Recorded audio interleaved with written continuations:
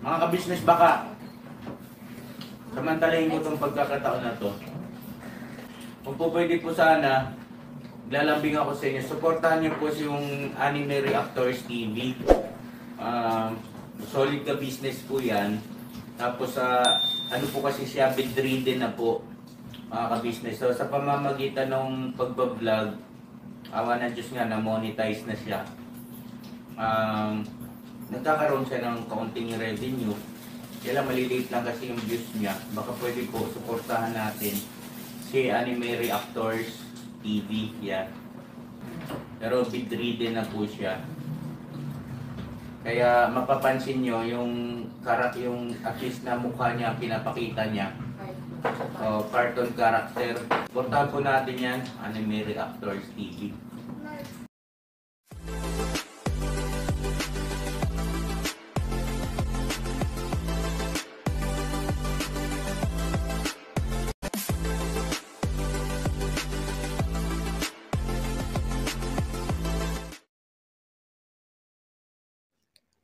Hello guys, mapagpalang araw po sa ating lahat. Narito pong muli ang inyong lingkod, Anime Reactors TV. At sa mga hindi pa po nakaka-subscribe dyan sa aking munting channel, ay baka pwede naman pong makipindot na po ng subscribe button. At makilike and share na rin po ng aking mga video. At patuloy din po natin suportahan ang Mag-amang Ka-Business Official at Papa Dins TV. At ganun din po yung kanilang second YouTube channel na Ka-Business Family, na kung saan ay ang 3M nga po ng Ka-Business Family ang nagbablog dito.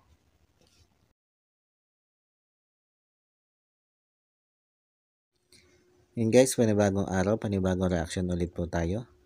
At for today's video po ay gusto ko lang po maglinaw dito sa nabasa kong comment doon sa part 1 ng aking video about dito nga sa naging panggagamit dito kay Kuya Bong. Kung tutuusin, ayaw ko na sanang gumawa ng reaction video hinggil dito. Pero dahil nga doon sa mga nabasa kong comments ay minabuti kong gumawa ulit ng reaction video para maglinaw doon sa ikino-comments na bakit daw hindi nire-replyan ni Mrs. Ka-Business at ni Papa Dins si Ate Clarissa. At nabanggit din doon, nag-comment na kaya daw gumawa itong si Ate Clarissa ng YouTube channel ay para doon niya i-reach out si Kuya Bong.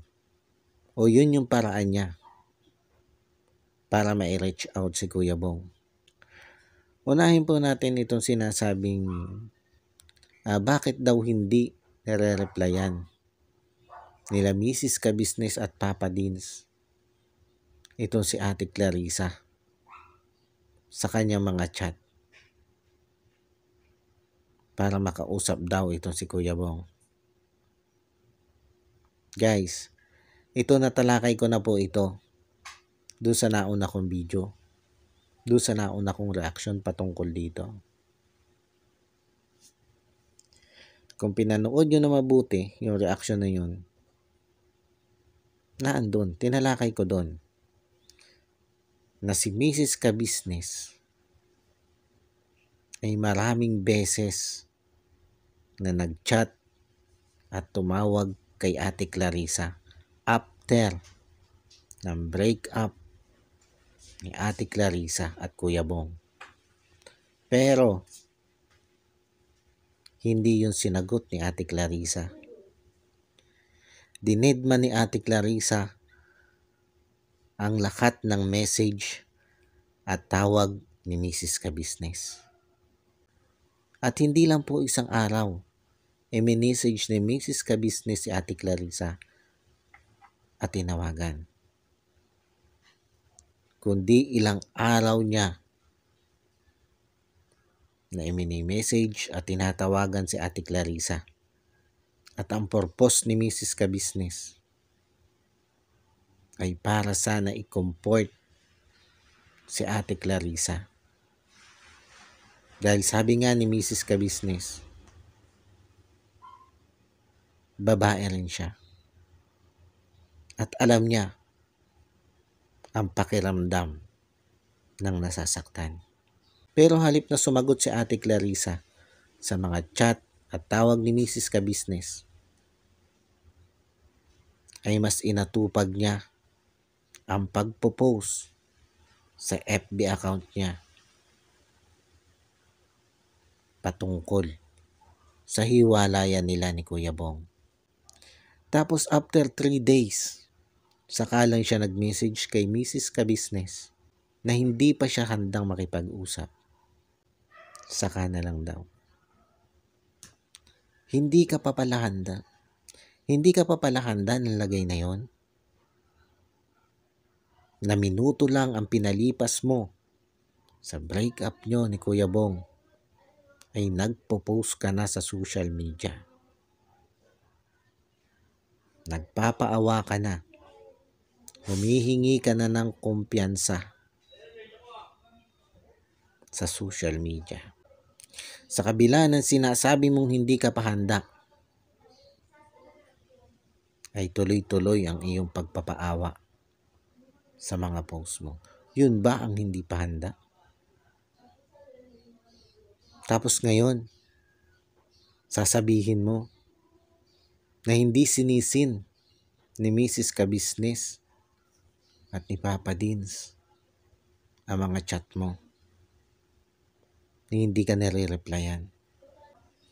Samantalang si Mrs. Kabisnes, kahit sila ay nasa biyahe, tuloy-tuloy ang pagchat-chat at pagsubok na tawagan ka. Pero ang lahat ng yun ay iyong tinedma. Tapos ngayon, magpipiling biktima ka. Magpipiling kinawawa ka. Alam mo ang totoo sa sarili mo, Ate Clarissa. Alam mo kung ilang beses kang tinawagan at ichinat ni Mrs. Kabisnes at kung ilang araw niyang ginawa yung pag-contact sa iyo yan na dinedma mo lang at hindi mo pinahalagahan. Tapos ngayon, sila yung pinapalabas mong masama. Ipinapakita mo sa mga kakilala mo, sa mga nakakasalamuha mo, yung mga chat mo kay Mrs. Kabisnes na hindi ka nare-replyan. Ang tanong, ipinakita mo din ba sa kanila yung mga chat at tawag ni Mrs. Kabisnes na dinedma mo? O baka naman yung mga chat mo lang ang ipinakita mo sa kanila, kaya kuhang-kuha mo ang simpatsya nila ngayon. Sabi nung nag-comment, hindi ka daw nagbura ng mga mensahe mo kay Mrs. Kabisnes at Papa Dins. Narinig ko din yan sinabi mo sa isang vlog mo. Pero ang tanong, yung bang mga chat at tawag sa iyo ni Mrs. Kabisnes ay hindi mo rin binura? Baka yung mga chat mo lang ang hindi mo binura. Pero yung pag-e-effort ni Mrs. Kabisnes na makontak ka ng ilang araw ay baka hindi mo ipinakita sa kanila. Kaya lumalabas ngayon sa mata ng mga tao, ng mga naniniwala sa iyo na sila Mrs. Kabisnes ang naging dahilan ng hindi nyo na pag-uusap ni Kuya Bong. Alam mo sa sarili mo, Ate Clarissa, na ikaw ang nandedma, hindi sila. Sa ngayon, natural na hindi nila sinisin yung mga message mo kasi naka-restrict ka na sa messenger ni Mrs. Kabisnes. Kaya hindi na nila mababasa yung mga chat mo. At doon naman sa sinasabi na kaya ka gumawa ng YouTube channel ay para ma-reach out mo si Kuya Bong sa pamamagitan ng YouTube channel mo. Dahil nga hindi ka na sinisin nila Mrs. Ka-Business. Kalokohan yan, Ate Clarissa. Kung yung YouTube channel mo ay ginawa mo after nyong mag-break ni Kuya Bong, kapani-paniwala yung sinasabi mo. Pero hindi. Yung YouTube channel mo ay ginawa mo noong 2017. Noong 2017 mo pa ginawa yan. Hindi nga lang umangat. Hindi nagkaroon ng subscriber. At umangat lang, nagkaroon lang ng subscriber at viewers nitong i-content mo si Kuya Bong sa channel mo. I-content mo nang hindi ka humihingi ng permiso. At ang masama pa ay nagkukuda ka ng mga mapanirang aligasyon sa Ka-Business family. Especially kay Mr. and Mrs. Ka-Business. At pinapalabas mo nga na hindi ka na sinisin ni Mrs. Ka-Business. Kaya hindi mo na makontak si Kuya Bong para doon sa mga supporters ni Ate Clarissa at para doon sa nagsasabi na hindi daw kinontak ni Ka-Business, na hindi daw kinontak at binaliwala daw ni Mrs. Ka-Business ang mga chat ni Ate Clarissa. Isa po yung malaking kasinungalingan. Tulad din lang po yan ng pagsisinungaling sa inyo ni Ate Clarissa nung sabihin niya na ginawa lang niya yung YouTube niyang yan para ma-reach out si Kuya Bong. Tapos sasabihin pa niya doon sa isang live niya na kung kailan mo ginawa yung email mo o yung Gmail mo, ayun din yung petsa. Nakikilalanin ka ni YouTube. Hindi po totoo yun. Dahil kikilalanin ka lang ni YouTube bilang isang partner once na mag-create ka na ng channel mo. Pero hanggat hindi ka nag-create ng channel, hindi kikilalanin ni YouTube yan bilang isang YouTube channel. Pero yung channel niya, malinaw lang na na-create yun noong 2017. Kaya malinaw po na dyan pa lang ay isang malaking kasinungalingan na ang pinagsasasabi ni Ate Clarissa. Patuloy niyang binibilog ang ulo ng kanyang mga viewers at subscriber, ng kanyang mga supporters. Patuloy niyang ginagawang tanga ang kanyang mga manonood at taga-suporta. Pero ito ang tandaan mo, Ate Clarissa. Hindi lahat ng tao na nakasubscribe sa'yo at nanonood sa'yo o nanood sa'yo ay ganun ka-ignorante pagdating sa bagay na yan. Dahil marami sa kanila ang naging mapagsuri at maaaring magsusuri pa. At malalaman nila na sila ay pinaglololoko mo lang. Kaya pag natauhan yan, mga subscriber mo yan, nakita nila na pinaglololoko mo lang sila, tingnan ko lang kung hindi yan mag-alisan sa'yo. At baka nga i-report ka pa niya mga yan. Baka nga magawa pa yung mga yan ng mass report o sama-samang pagre-report kay YouTube para i-deny ni YouTube na ma-monetize yan channel mo. Yun yung ingatan mo. Kaya ngayon pa lang, sinasabi ko na sa'yo, magsabi ka na ng totoo At itigil mo na yan. Yung pagpapakita mo ng messenger mo sa ibang tao. At pagpapalabas mo na nag-e-effort ka na kontakin sila Mrs. Ka-Business para makausap si Kuya Bong. Tigil mo na yan. Kung ipapakita mo sa kanila yung messenger mo, maging transparent ka. Ipakita mo lahat. Wag lang yung side mo. Tulad na sinabi ko guys, ayaw ko na sana mag-reaksyon tungkol dito sa usaping ito. Pero dahil nga po sa mga nababasa kong message, sa mga nababasa kong comments sa aking comment section, na may nagsasabi nga po na ipinapakita nga daw po sa kanila nitong si Ate Clarissa ang messenger niya. At sinasabi ni Ate Clarissa doon na siya ay todo effort para makausap niya si Kuya Bong. Pero hindi nga daw po siya nare-replyan ni Mrs. Ka-Business at ni Papa Dean.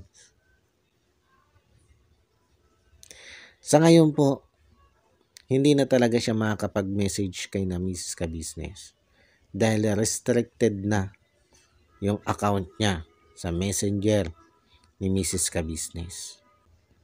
At tulad ng sinabi ko po, ayaw ko na sanang reaksyonan itong usapin na ito.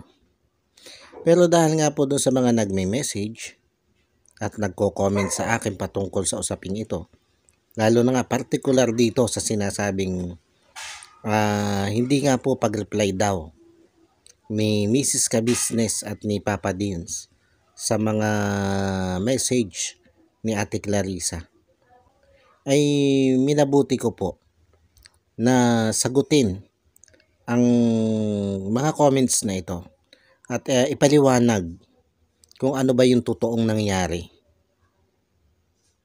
Kung bakit nga po sa ngayon ay nakarestrict na ang messenger ni Ate Clarissa sa messenger ni Mrs. Ka-Business.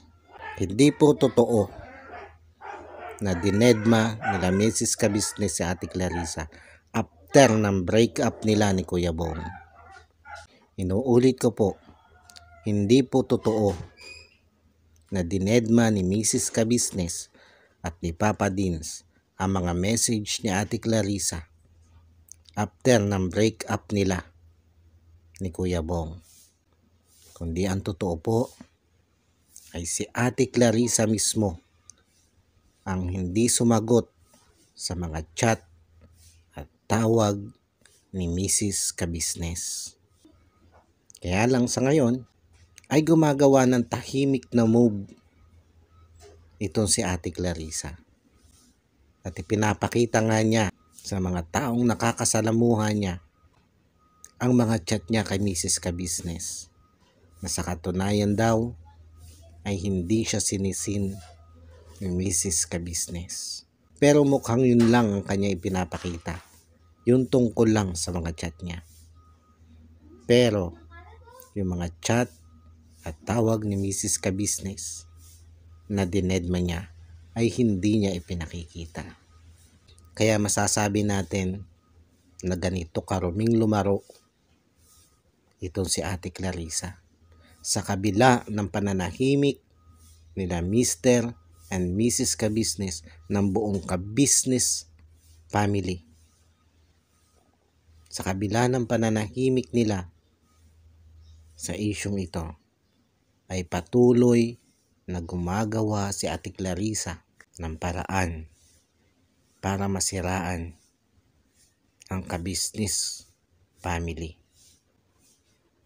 Oo, hindi na nga siya nagngangawa sa kanyang YouTube channel. Pero kung ang pagbabatayan po natin ay ang sinabi nitong isang nag-comment na may ipinapakita nga si Ate Clarissa na mga chat na hindi sinisin ni Mrs. Ka-Business. At mismo naman po na lumabas din sa bibig ni Ate Clarissa na may nakausap siya dun sa palengke sa Hong Kong. At ipinakita nga daw niya ang kanyang messenger sa nakausap niya yun. At matapos nga daw niya maipakita ang messenger niya, ang conversation nila ng Mrs. Ka-Business, ay naliwanagan ang taong nakausap niya ngayon. Tulad ng sinasabi ko po, maaring hindi nga po nag-delete si Ate Clarissa ng mga chat niya, ng pangungulit niya kay Mrs. Ka-Business nitong bandang huli, kung kailan na naka-restrict na siya sa messenger ni Mrs. Ka-Business.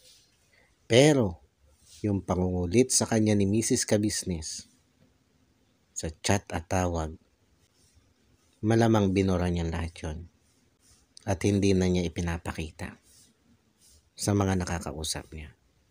Kaya ang ending, sila Mrs. Ka-Business ang nasisira. At siya ay patuloy na piling biktima.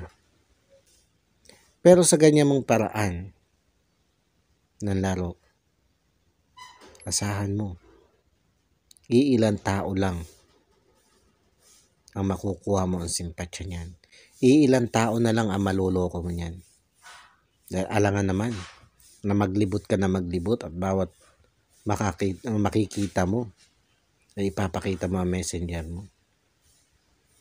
At hindi ka din nakakasiguro na lahat sila ay maniniwala dyan sa pakulo mo. Alam mo, isa lang masasabi ko sa iyo, Ate Clarissa. Ang galing mong magmanipula ng isip ng ibang tao. Yun lang po guys, at sana po ay naliwanagan po kayo. Sana po ay naipaunawa ko sa inyo ang mga totoong pangyayari. At sana po, huwag kayong maging one-sided lang. At puro yung kay Ate Clarissa lang ang inyong papaniwalaan. Kung kayo ay personal na kausap niyan, sana maging mapagsuri kayo sa mga binibitawang salita niyan. Dahil ako na po ang nagsasabi, napakabulaklak niyang manalita. Napakabulaklak ng dila niyan para kayo'y mapaniwala. Maging maingat po tayo sa mga ganyang klaseng tao. Dahil baka hindi natin alam na gagamit na pala niya tayo nang hindi natin namamalayan. Yun, bago po tayo magtapos guys, ay gusto ko lang pong i-shoutout ulit itong si Ma'am Nerissa ng New Jersey. Shoutout po sa inyo, Ma'am. At lagi po kayo mag-iingat dyan. At God bless po sa inyo at sa buong pamilya nyo po.